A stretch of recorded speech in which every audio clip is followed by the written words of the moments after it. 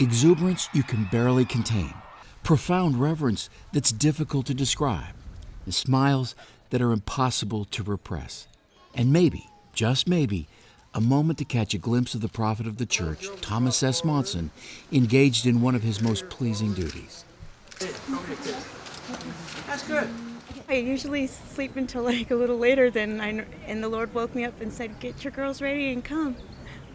Let them see the prophet." We got to see the prophet. It was fun. How do you compile so many impressions to a single weekend?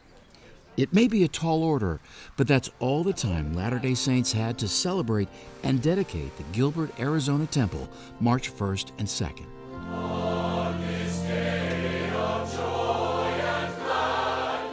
The community of Gilbert is in the middle of a surging growth cycle, and with Arizona's newest temple about to serve Latter-day Saints from 26 states in the region, it's drawing an enormous amount of media attention in this area they call the Valley of the Sun. During January and February, when the temple was open to the public for tours, not only were there nearly 500,000 visitors to see it firsthand, but tens of thousands more learned about the temple from home, as ABC 15, a Phoenix-based network affiliate, broadcast a live special edition of its newscast from the grounds of the temple, televising personal stories, informed commentary, and church-provided images of the temple's interior. It's just such a beautiful beacon. On Saturday, March 1st, the youth of Gilbert and the church gathered for their own way to celebrate the temple's completion with a cultural event of biblical proportions called Live True.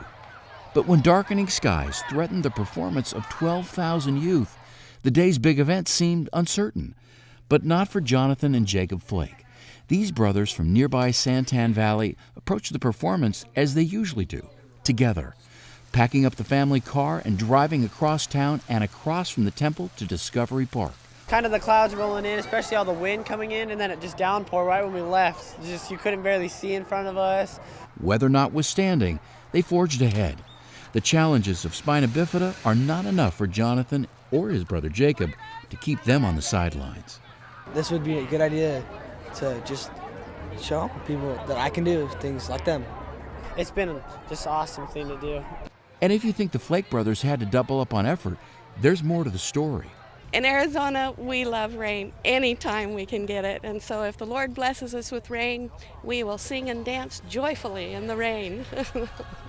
Arizona is in the middle of a severe drought, and the people here are literally praying for rain. And on the night of the temple celebration, did they ever get it? You will never forget this night.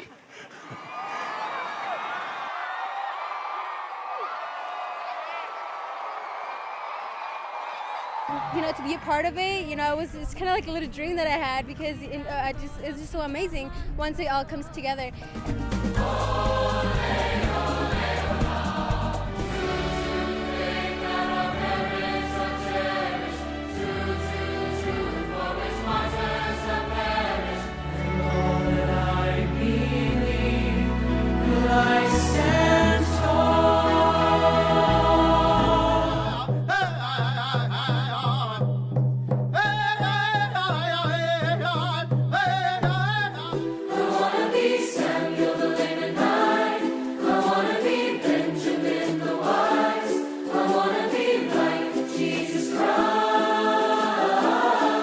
It was a stormy, multicultural night to remember, and in the morning light of Sunday's temple dedication, still on the minds of the youth.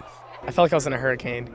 The young were joined by a host of others who arrived early to hear the choir and witness the cornerstone ceremony in the kindly presence of President Monson.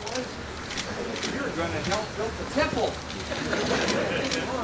I think it's a real neat opportunity for everybody to come together. It's wonderful. It's God sent. And I'm not a member, but I am a person who believes in the Lord. And I know that I'm a Catholic. And in Rome, we have our places that we go in, basilicas. So I think for the LDS members, this is sacred ground.